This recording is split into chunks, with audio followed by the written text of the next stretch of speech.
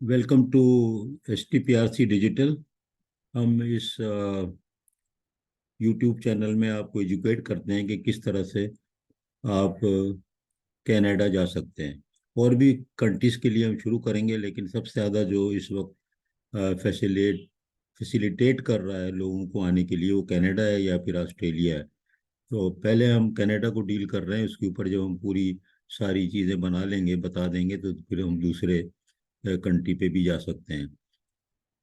अब इस जो यूट्यूब चैनल है हमारे, इनका सोर्स सिर्फ ये है कि हम गवर्नमेंट ऑफ कनाडा की साइट जो होती है, जो कि पब्लिक के लिए है, उस पर जा कर के आपको दिखाते हैं और आपको बहुत से टाइम से बचा देते हैं, जो कि सर्चिंग में आपका खर्च होगा और स्पेसिफिक इंफॉर्मेशन हासिल करने के लिए आपका टाइम लगेगा। और दूसरी ये चीज़ है कि बहुत सी चीज़ें उसमें ऐसी होती हैं जो लिखी नहीं है, लेकिन तजुर्बे से हमें मालूम है। तो उस वजह से फिर हम उसमें वो चीज़ें अपने जब उसमें लेक्चर दे रहे होते हैं तो उसमें ऐड कर देते हैं। तो ये हमारी जो इस वक्त टॉपिक चल रहे हैं, आप देख रहे हैं 1 2 3 4 5 6 7 8 इस तरह। उसके अंदर अब ये हम ये बता रहे हैं कि विजिटर वीज़े का फॉर्म कैसे भरें और विजिटर वीज़े का इम्पोर्टेंस क्यों हो गई है। पहले तो नहीं थी ना। कनाडा जाने के लिए लोग थोड़ी जाते थे, इस तरह के विजिटर वीज़े पे जा रहे हैं, इतना खर्चा भी तो है। तो हुआ ये है कि असल में जो एक प्रोग्राम निकला वर्क परमिट का, कि आप विजिटर वीज़े पे अगर वहाँ चले जाएंगे तो आप वर्क परमिट वहाँ पर जा करके भी ले सकते हैं। तो ये फरवरी 28 फरवरी 2023 तक तो सिर्फ ये था कि आप कनाडा में अगर वर्क परमिट लें तो आपको बाहर जाना पड़ता था। ये इन्होंने कोविड के बाद शुरू किया कि विजिटर वीज़ा। हुआ ये था कि चूंकि ज़रूरत पड़ गई लोगों की, लोग आ नहीं सकते थे बाहर से, तो उन्होंने कहा कि जो यहाँ पर विजिटर वीज़े पे लोग हैं तो उन्हीं को चांस दे दिया जाए कि वो वर्क परमिट अगर क्वालिफाई करते हैं जॉब के लिए तो यहीं पर कन्वर्ट कराएं। इस तरह ये सिलसिला शुरू हुआ और अब ये इसका जो अभी फ़िलहाल जो एक्सटेंडेड है, वो अब टू 20 फरवरी फरवरी 2025 तक है। तो इसका मतलब ज़्यादा टाइम नहीं है। तो विजिटर वीज़े के ऊपर कई लेक्चर बना चुका हूँ। याद रखें कि विजिटर वीज़ा अप्लाई जब आप करते हैं तो बस अब तकरीबन टाइम ख़त्म हो रहा है। आप कभी भी कर दें तो चलो ठीक है, लेकिन अगर आप करें नवंबर के बाद, नवंबर में, तो फिर उनको समझ में नहीं आता कि ये इस वक्त कौन सा विजिट का टाइम है कनाडा। जब तक कि आपके कोई ब्लड रिलेशन वहाँ पे ना हो और कोई आपका कोई बिजनेस की मीटिंग कॉन्फ्रेंस है, एजुकेशनल या बिजनेस की कोई एग्जीबिशन है, तो बात अलग है। वरना उनको समझ में नहीं आता कि इस वक्त क्या आपने नायग्रा फॉल देखनी है जमी हुई हालत में। तो अगर आप अभी कर रहे हैं तो ठीक है, वरना फिर आप अप्लाई करेंगे इसको, कहना चाहिए 2 महीने का टाइम है ना वीज़े प्रोसेसिंग का लगता है। तो आप तैयारी पूरी रखें और अप्लाई करें आप जा करके इसको फरवरी में अगले साल। और फरवरी में जब अप्लाई करेंगे 2024 में, तो फिर मार्च या अप्रैल में आएगा तो आप अपनी कह सकते हैं उसके अंदर कब जाना है, जहाँ पे लिखा होता है तो आप लिख दें कि अप्रैल में। तो वो जो है आपका फिर भी एक जेन्युइन रीज़न बनेगा कि हाँ उस वक्त लोग वहाँ पर जाते हैं। बहरहाल इसके ऊपर अलग वीडियो भी है। ये जो वीडियो है ये कहाँ है, हम कहाँ पे हैं, हमने सारी चीज़ें देख ली हैं, कैसे फॉर्म भरना है, क्या क्या रिक्वायरमेंट्स हैं। और उसके अलावा भी आप देखेंगे तो ये जो इसमें एक आइटम है कि हमने फीस कैसे पे करनी है, ये स्टेप 3 है। अब इस पे मैं कहाँ से आया वो आपको मैं दिखा दूं तो कि आप ये देखें। मैं असल में यहाँ सर्च में गया और मैंने आपको बताया था, मैंने लिखा गाइड 5256। तो ये मैंने इंस्ट्रक्शन का लफ्ज़ नहीं लिखा, मैंने लिखा गाइड, और कनाडा भी नहीं लिखा। तो देखें कहाँ आ गया, देखो वहीं आ गया, ये देखें यहीं पे आ गया ना। यहाँ से मैं फिर गया कहाँ, इसको मैंने क्लिक किया यहाँ पर, डबल क्लिक, और मैंने पहले से करके रखा हुआ टाइम बचाने को, तो हम आ गए यहाँ पर। कहाँ, इनकी यही साइट खुल गई कि गाइड आ गई 5256, ठीक है। अब देखो इसको आप प्रिंट भी कर सकते हो, जो लोग के पास प्रिंटर की फैसिलिटी है और कागज़ है उनके पास, एक रफ कागज़ ले लें जो एक तरफ प्रिंट हो दूसरी तरफ सादा हो। मैं तो इसी तरह इस्तेमाल करता हूँ, नया कागज़ क्यों लेते हैं। नए कागज की जरूरत ही नहीं है, आप पुराने कागज लें जो आपके घरों में पड़े हुए हैं और एक तरफ लिखा हुआ है। पुराने कोई आपके कॉलेज के ज़माने के कोई A4 की शीट्स पड़ी हुई हैं, वो लें। अब देखो इसके अंदर हमने क्या किया कि हम टेबल ऑफ कंटेंट में ये जो ब्लू नज़र आ रहा है ये सब आपको बता चुके हैं। ये डॉक्यूमेंट पे मैं जाऊँगा, चेकलिस्ट पे वो अलग है, वो मैंने एक अलग सेव करके रखी हुई है डॉक्यूमेंट की चेकलिस्ट वगैरह। तो ये देखें, ये विजिटर वीज़ा सपोर्टिंग डॉक्यूमेंट, इस पे आऊँगा मैं बाद में, लेकिन फिलहाल हम यहीं पे रहते हैं जहाँ पर हम काम कर रहे हैं। तो यहाँ पे मैं आगे ये करने के बाद ये पे द फी पे हूँ, और पे द फी जब मैंने दबाया, क्लिक किया उसको, तो मैं पहुंचा यहाँ। और यहाँ के बाद आपको मैं बता रहा हूँ कि ये फीसेस हैं। अब ये इंपॉर्टेंट इन्फॉर्मेशन क्या है कि दो टाइप की फीस होती हैं, याद रखें। एक एप्लीकेशन प्रोसेसिंग फ़ी और एक है बायोमेट्रिक फ़ी। अब बायोमेट्रिक फ़ी कहाँ देनी है? Find out if you need to give biometric. तो इफ़ यू नीड का क्या मतलब है? पहले ही मैंने बताया कि इफ़ यू नीड का मतलब ये है कि अगर कनाडा के लिए आप पिछले 10 साल में, अब आप अप्लाई कर रहे हैं, जिस दिन अप्लाई करेंगे उससे पिछले 10 साल में अगर आप बायोमेट्रिक दे चुके हैं, तो फिर वो कहते हैं कि बायोमेट्रिक की रिक्वायरमेंट कोई आपको नहीं है, तो आप उससे एग्जम्प्ट हो जाते हैं। लेकिन अगर आपने नहीं दिया, तो आप इस बायोमेट्रिक पे जाएं, तो आप देखें कि find out if you need biometric. तो you may not need to give biometric if on the day you apply for your visitor visa, you are 17 year old, 61 old, or you are previously approved for a Canadian visitor visa within past 10 year। तो ये सारी चीज़ें आ गई। तो हम लोग को तो बहरहाल यहाँ से देना पड़ता है। I did not give matrix in the past, I have biometric in the past. तो ये टूल पे आप जाएंगे, वरना तो आपको पता होगा, तो आपको यहाँ जाने की ज़रूरत नहीं होगी, आप उसको क्लिक ना करें अननेसेसरी, और आप जो है उसी पे रहें, पे द फी पे। तो ये पे द फी पे फिर मैं जा रहा हूँ, ये देखिए पे द फी आ गया। बार बार आपको दिखाता हूँ कहाँ से जाना है जल्द से जल्द और कैसे जाना है। अब बायोमेट्रिक की फ़ी जो है वो क्या है? विजिटर फी पर पर्सन देखें $100 है। ठीक है, सिंगल हो या मल्टीपल हो, आमतौर पर आजकल मल्टीपल ही दे रहे हैं। विजिटर वीज़ा पर फैमिली, वन फी पर फैमिली ऑफ 5 और मोर पीपल, वो $500 है। और उसके बाद अगर और भी एक्स्ट्रा होंगे, तो फिर ये temporary fee, visa maximum fee for a family of 5 और more applying at the same time and place, तो $500 उनके होते हैं। लेकिन ये बड़ा एक सिंपल सा फार्मूला इन्होंने दे दिया है। ट्रांजिट वीज़ा लेते हैं तो नो फी। बायोमेट्रिक फ़ी कितनी है? 85। अब ये पाकिस्तानी हवाले से बात करें, तो ये बायोमेट्रिक की जो फ़ी है, आपको जब ये एप्लीकेशन आपकी सबमिट हो जाती है, तो आपको ईमेल आ जाती है कि आप बायोमेट्रिक दें या ना दें। अगर आ गई कि बायोमेट्रिक दे दें, तो उसमें डेट भी आ जाती है और टाइम भी आ जाता है, और बीएसएफ ग्लोबल जो कराची, लाहौर, इस्लामाबाद है, जो आपने उनको कहा हुआ है कहाँ देंगे, वो पूछते हैं कहाँ पर, तो फिर वहाँ पर आपको डेट आ जाती है और टाइम आ जाता है, वहाँ पर आप जाएंगे। तो ये $85 अगर पाकिस्तान में है, तो वो पाकिस्तानी रुपए में बीएसएफ वाले आपसे ले लेंगे। तो वहाँ पर आप दे सकते हैं और ऑनलाइन भी कर सकते हैं। तो बहरहाल वहाँ पर आप जाके देते हैं, वो फीस ले लेते हैं वहाँ पर, और फिर उसके बाद आपके बायोमेट्रिक करते हैं, वो खुद ब खुद लिंक हो जाती है। देखिए फी जो है कोई भी रिफंडेबल नहीं है, बहुत इंपॉर्टेंट बात है, ये मत समझें, चाहे बायोमेट्रिक हो चाहे वीज़े की हो, कोई भी फीस जो है वो नहीं है, रिफंडेबल नहीं है। ठीक है। How to pay your application? तो to pay your fee your application you will need valid email address, access to printer. हमें इसकी ज़रूरत ही नहीं है, हमारा तो ऑनलाइन पेमेंट है, तो हम ये ऑनलाइन पे जाएंगे, ये online, go to online payment, यहाँ पे आप जाएंगे।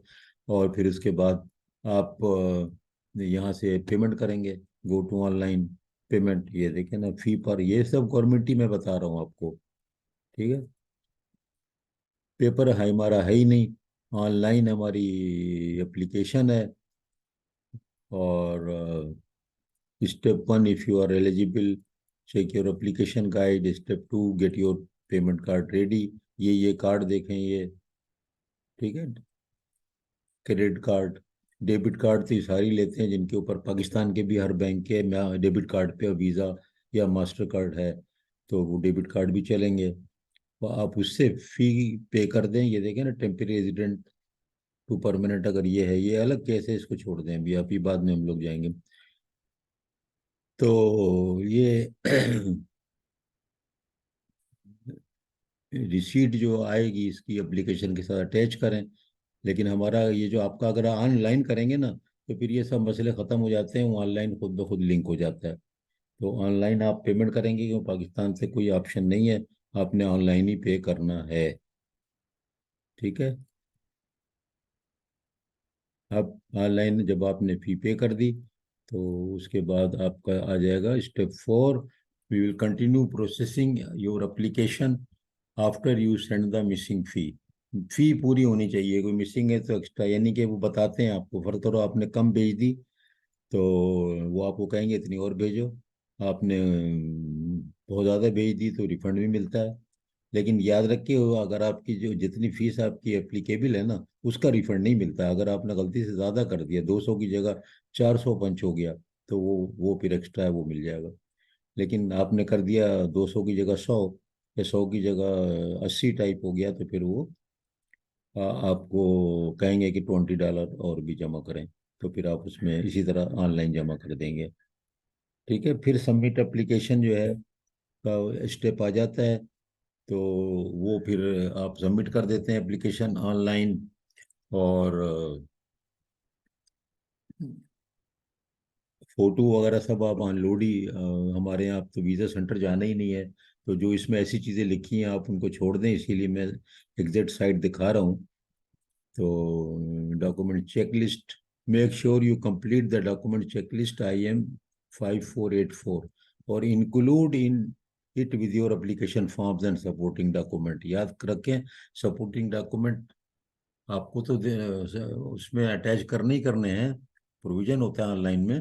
लेकिन आपको डॉक्यूमेंट चेक लिस्ट में भी चेक करके, और चेक का मतलब निशान लगा के वहाँ पर जो चार्ट होगा, और वो आपको वो भी इसके साथ जमा करना है।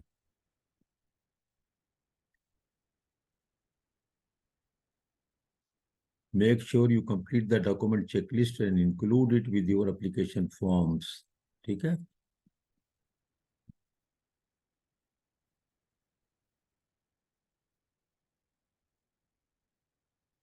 Once you have submitted your application, we will check to make sure that you have properly completed, submitted, you have paid application fee, you have sent all requested supporting document, your application is incomplete.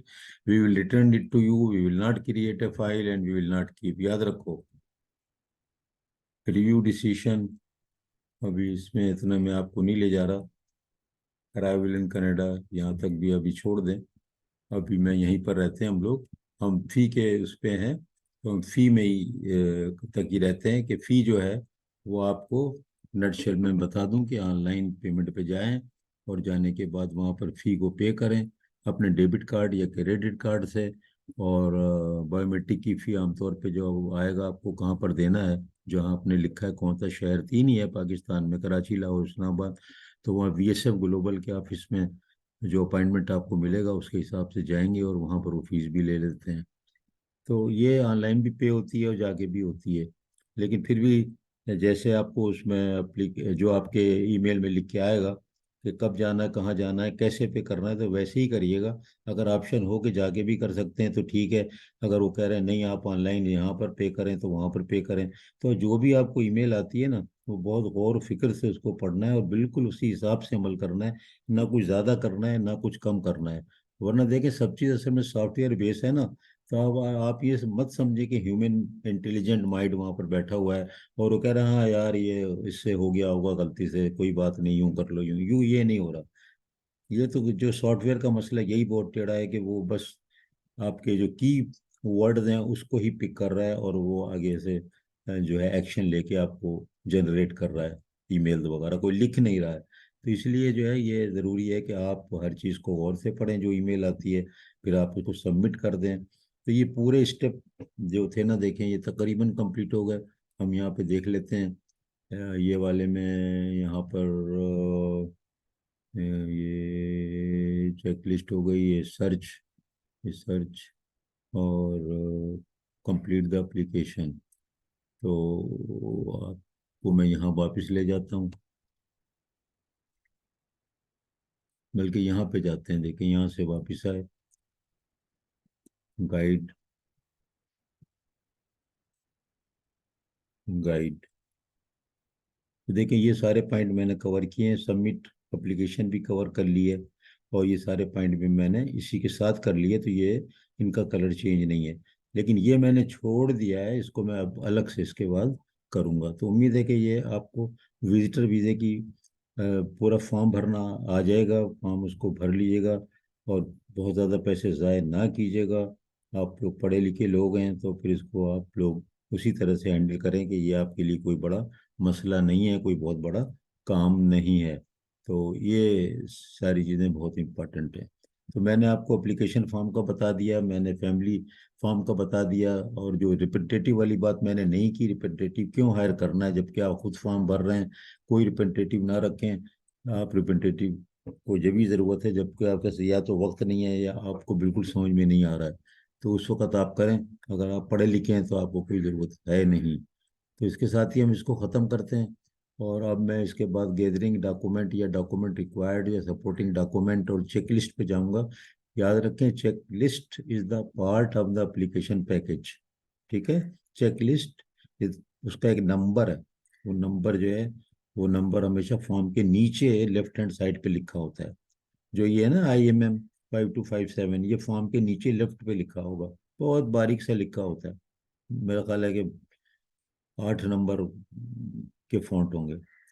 सारे form के number जो है ना नीचे लिखे होते हैं, जो जो मैंने आपको बताया। फॉर्म जैसे कि मैंने आपको ये वाला भी ये वाला फॉर्म बताया, या मैंने आपको ये बताया ये फॉर्म। ये देखें, ये जो है फैमिली इंफॉर्मेशन फॉर्म, ये सब फॉर्म होंगे तो इनके नीचे लिखा हुआ होगा बिल्कुल। तो आपको वहाँ पर जाना है। मैं ऐसे ही रिमाइंडर के तौर पे बताता हूँ ताकि आप लोगों को एक चीज़ अच्छी तरह समझ में आ जाए। तो ये हमारी टेबल ऑफ कंटेंट में से मैंने तकरीबन सारा कवर कर दिया है। तो इंशाल्लाह अगली लेक्चर में वीडियो में मुलाकात होगी। एजुकेशनल वीडियो है टोटली। जब भी आपको करना हो तो कैनेडिया की अपनी वेबसाइट देखें, www.canada.ca पे जाएं। याद रख लें, तो ज़बानी याद ही हो जाएगा। CA तो वैसे ही कनाडा का ही है। तो www.canada.ca लिखेंगे, या वरना वो लिख दें guide form, visitor visa form, सब उसी तरह आ जाता है। बहुत अच्छा और आसान सिस्टम इन लोगों ने बनाया हुआ है। तो हम अब इसको क्लोज करते हैं, और आप लोगों को ये शेयर कर दें, लोगों को ये सारी चीज़ें।